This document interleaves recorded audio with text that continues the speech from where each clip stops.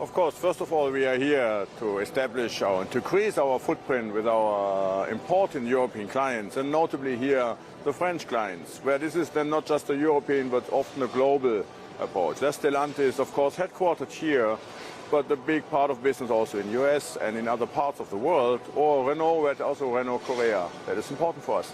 Of course, we are getting under pressure from their pressure to get more competitive vehicles to confront the Chinese. But this does not inhibit our growth ambitions or limit our growth ambitions. We need to find creative solutions together, new solutions that allow better mobility at more competitive cost.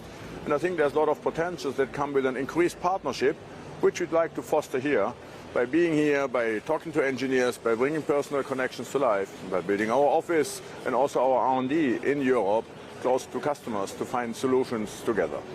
May I have your take on the new tariffs that have been announced by the EU for all EVs imported from China? How does that play for the overall industry and for players that you play into this? Is it a positive? Is it level playing field, like we heard President Macron saying here yesterday at the Salon?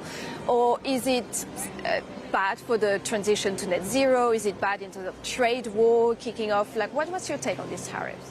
For us, EVs are very important. So we are very positive on electrification. And of course, we love all electric vehicles that are sold because this increases our business. Mobis has nothing in combustion engines.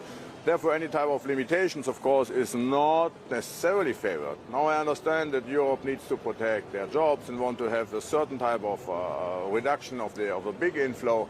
But I think it's somehow contradicting when you see that on one side we want to get people buy EVs. We see in Europe it's particularly declining compared to global rise in EVs. Europe and continental Europe is suffering on the EV progression, then prohibit exactly those competitive EVs to come in. But at the end, it's a political decision that Europe needs to take. We are willing to adapt, whether it's IRA, whether it's carbon border adjustment mechanisms. Those we are following, we are supporting, and the tariffs we believe is hopefully a temporary thing.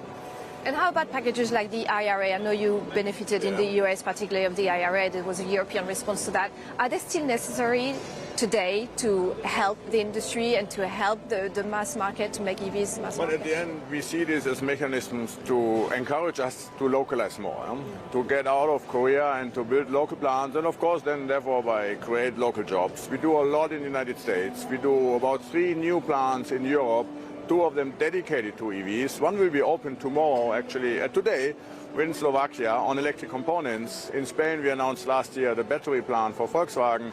We will build electric rear axles for Mercedes in Hungary. So we are continuing our investment. We see this as a positive thing as long as it's about enhancing localization and bringing us closer to market.